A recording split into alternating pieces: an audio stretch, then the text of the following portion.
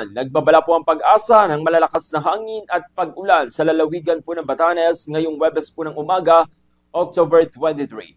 Ayon po sa pinakahuling ulat ng pag-asa, ang bagyong Salome ay nasa coastal waters po yan ng Sabtang, Batanes. May taglay po itong lakas ng hangin umaabot sa 65 kilometers per hour. Malapit po yan sa gitna at pagbugsong hanggang umaabot naman sa 90 kilometers per hour. Kumikilos ito pa southwest. Sa bilis po yan at 20 kilometers per hour. Nakataas pa rin po ang tropical cyclone wind signal number 2 sa Batanes habang nasa signal number 1 naman ang bahagi ng Babuyan Islands at ilang lugar sa Ilocos Norte. Kabilang po dyan ang Bangi, Tagudpod, Burgos, Pasugin, Bacara at Lawag City. Ibig sabihin, posibleng maranasan po ang gale force winds o malalakas na hangin sa mga lugar na ito.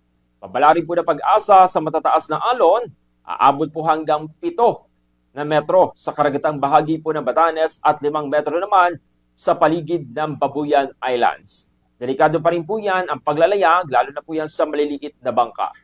Inaasahang dadaan po ang Salome, malapit po yan o direkta sa ibabaw naman ng Babuyan Islands ngayong umaga at posibleng sa Ilocos Norte naman pagdating po yan ng tanghali o hapon. Sa susunod po na 12 oras, maaari itong humina at maging tropical depression bago tuluyang malusaw sa loob po yan ng 24 oras. Pinapayuhan po ang publiko lalo na sa Northern Luzon na manatiling alerto sa posibleng pagbaha at malalakas na hangin at patuloy na makinig sa mga abiso ng pag-asa.